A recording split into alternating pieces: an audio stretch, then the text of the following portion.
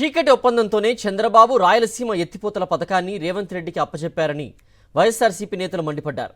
రాయలసీమలోని 4 జిల్లాలను వెనకబాటు నుండి గట్టెక్కించాలనే ఉద్దేశంతో 2020లో వైఎస్ జగన్ రాయలసీమ ఎత్తిపోతల పథకానికి శ్రీకారం చుట్టారని, దాదాపుగా 80% పనులు వైఎస్ఆర్సీపీ ప్రభుత్వ హయాంలోనే పూర్తయ్యాయని తెలిపారు. కానీ మిగిలిన పనులను చంద్రబాబు పూర్తి చేయలేక రేవంత్ రెడ్డి ఒత్తిళ్లకు చంద్రబాబు తలొగ్గారని మండిపడ్డారు వైఎస్ఆర్సీపీ నేతలు.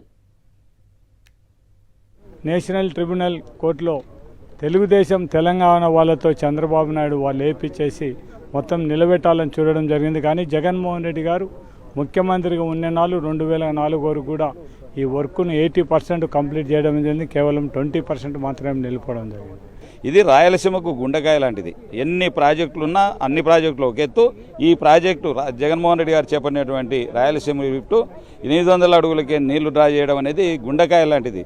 ఇది జీవితంలో చరిత్ర జగన్మోహన్ రెడ్డి గారు మర్చిపోదు. ఎందుకంటే ఆయన ఇటువంటి ప్రాజెక్టుని తీసుకొచ్చినటువంటి ఘనత జగన్మోహన్ రెడ్డి గారికి దక్కుతుంది. ఎందుకంటే ఎక్కడ పేరు వస్తుందని చెప్పి అసూయతో ఈరోజు దాన్ని లిఫ్ట్ను ఆపించేశారు. చంద్రబాబు నాయుడికి సహజంగానే రాయలసీమ అంటే నచ్చకపోవడం, రాయలసీమ రైతులంటే చిన్నచూపు కలిగి ఉండడం, అట్లాగే జగన్మోహన్ అంటే భయం కలిగి ఉండడం, అతను ఎక్కడ పేరు వస్తుంది ఆ కార్యక్రమంతో దీన్ని ఆపాడు.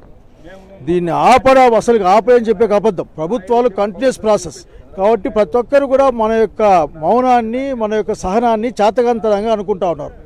రాయలసీమ వాళ్ళ పట్టుదల ఏంటి, పౌరుషం ఏంటి, న్యాయం కోసం వారు ఎంత దూరం పోతారన్న అంశాన్ని మనం చూపించాల్సిన కాలం వచ్చింది. మాట్లాడితే కేంద్ర ప్రభుత్వానికి మార్గనిర్దేశకుడిని నేనే, నరేంద్ర మోడీని ప్రధానిని చేసింది నేనే అని చెప్పేటువంటి చంద్రబాబు నాయుడు గారిని మేము ఒకటే సూటిగా ప్రశ్నిస్తున్నాం.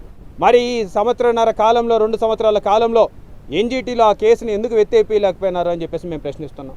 మేము కూడా ఆశ్చర్యపోయినాం. మరి ఇంత సామర్థ్యం ఉన్న వ్యక్తి ముఖ్యమంత్రి అయినాడు, 2 సంవత్సరాలు అయినా సరే ఎందుకు రాయలసీమ ఎత్తిపోతల పథకం మళ్ళీ ప్రారంభించలేకపోతున్నారని చెప్పేసి మేము కూడా చాలా ఆలోచన చేసేవాళ్ళం. మాకు కూడా అంతుపట్టలేదు. రేవంత్ రెడ్డి గారి అసెంబ్లీలో మాట్లాడిన తర్వాత విషయం బయటపడింది. పాపం ఇన్నాళ్ళు ఆయన కూడా సైలెంట్గా ఉన్నాడు. ఎక్కడ చంద్రబాబు నాయుడు గారికి చెడ్డ పేరు వస్తుందని చంద్రబాబు నాయుడు గారు బ్రతిమలాడుకున్నట్టున్నారు, బయటికి చెప్పొద్దు నాయన అని. చంద్రబాబు నాయుడు గారు మేము క్లోజ్డ్ డోర్స్ అంటే తలుపులు వేసుకొని మాట్లాడుకున్నాము, మేమిద్దరం మాట్లాడుకున్నాము. నేను అడిగితే నా మీద గౌరవంతో రాయలసీమ ఎత్తిపోతల పథకం ఆఫ్ చేస్తున్నానన్నాడు. అంటే అంత శిష్యవాత్సల్యం చూపిస్తున్నారా? ఈరోజు రాయలసీమకు అన్యాయం చేసి మీ శిష్యునికి మీరు మంచి చేయాలనుకుంటే ఒప్పుకునేటువంటి పరిస్థితి లేదు. ఈరోజు మేము ఒక్కటే చంద్రబాబు నాయుడు గారికి డైరెక్ట్గా క్వశ్చన్ అడుగుతున్నాం. రేవంత్ రెడ్డి గారు చెప్పింది నిజమా అబద్ధమా? మీరు ఇద్దరు మాట్లాడుకొని రేవంత్ రెడ్డి గారి కోరిక మేరకు ఈ రాయలసీమ ఎత్తిపోతల పథకాన్ని ఆపి రాయలసీమ ప్రజల గొంతు కోయడానికి మీరు సన్నద్ధమైనారా? ఒక రాయలసీమ వాసి ఎవరైనా ఏ పదవిలో ఉన్నా కూడా వాళ్ళ సొంత ప్రాంతానికి అభివృద్ధి చేయాలి, మంచి పనులు చేయాలని ఏ నాయకుడైనా అనుకుంటాడు. కానీ అన్యాయం చేస్తూనే వస్తున్నారు, ద్రోహం చేస్తూనే వస్తున్నారు. ఈరోజు చూసుకుంటే మనకు ప్రభుత్వ మెడికల్ కాలేజీలు వస్తే వాటిని కూడా ప్రైవేటీకరణ చేయాలనడం రాయలసీమకు చేసే ద్రోహం కాదా?